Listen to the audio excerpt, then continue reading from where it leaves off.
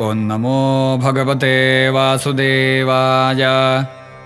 श्रीशुक उवाच एवं विधानि कर्माणि गोपाः कृष्णस्य वीक्ष्यते अतद्वीर्यविदः प्रोचुः समभ्येत्य सुविस्मिताः बालकस्य यदेतानि कर्माण्यत्यद्भुतानि वै कथमर्हत्यसौ जन्मग्राम्येष्वात्मजुगुप्सितम् यः सप्तहायनो बालः करेणैकेन लीलया कथं बिभ्रद्गिरिवरं पुष्करं गजराडिव तोकेनामीलिताक्षेण पूतनायामहौजसः पीतस्तनः सह प्राणैः कालेनेव वयस्तनोः हिन्वतोधशयानस्य मास्यस्य चरणावुदक अनोपतद्विपर्यस्तं रुदतः प्रपदाहतम् एकः जन आसीनो ह्रियमाणो विहाय सा दैत्येन यस्तृणावर्तमहन् कण्ठग्रहातुरम् क्वचिद्धैयङ्गवस्तैन्ये मात्राबद्धवुलोखले गच्छन्नर्जुनयोर्मध्ये बाहुभ्यान्तावपातयत् वने सञ्चारयन् वत्सान् स रामो बालकैर्वृतः हन्तु कामं बकन्दोर्भ्यां मुखतोरिमपाटयत् वत्सेषु वत्सरूपेण प्रविशन्तं जिघांसया हत्वान्यपातयत्तेन कपित्थानि च लीलया हत्वा रासभदैतेजन्तद्बन्धूंश्च बलान्वितः चक्रेतालवनं क्षेमं परिपक्वफलान्वितम्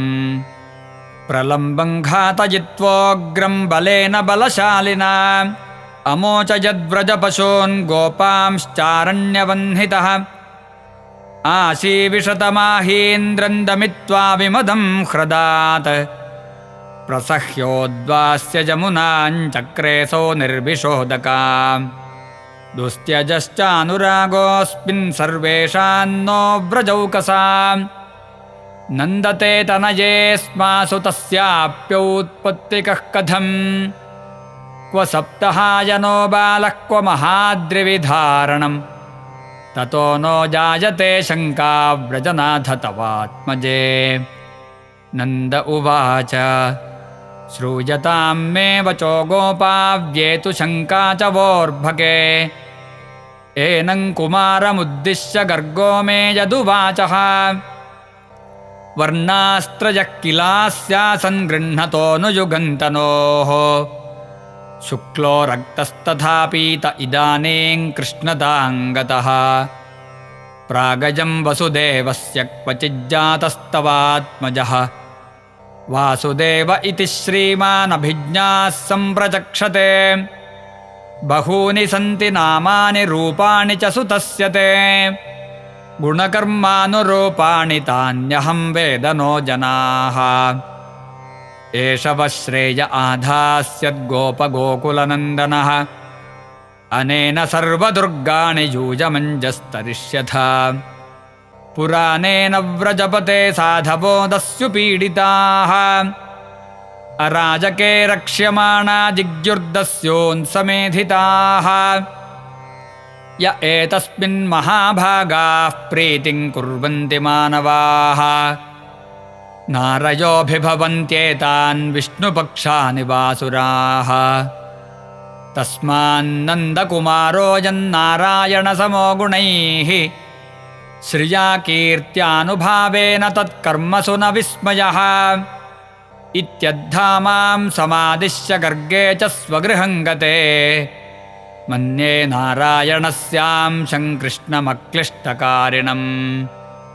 इति नन्दवचः श्रुत्वा गर्गगीतं व्रजौकसः दृष्टश्रुतानुभावास्ते कृष्णस्यामिततेजसः मुदितानन्दमानर्चुः कृष्णं च गतविस्मयाः देवे वर्षति यज्ञविप्लवरुषा वज्राश्मपर्षानिलैः सीदत्पालपशुस्त्रि आत्मशरणं दृष्ट्वानुकम्प्युत्स्मयन् उत्पाट्यैककरेण शैलमबलो लीलोच्छिलेन्ध्रं यथा बिभ्रद्गोष्ठमपान्महेन्द्रमदभित्प्रियान्न इन्द्रो गवा। इति श्रीमद्भागवते महापुराणे पारमहंस्यां संहितायां दशमस्कन्धे पूर्वार्धे षड्विंशोऽध्यायः। सर्वत्र गोविन्दनाम संकीर्तनं गोविन्द गोविन्द।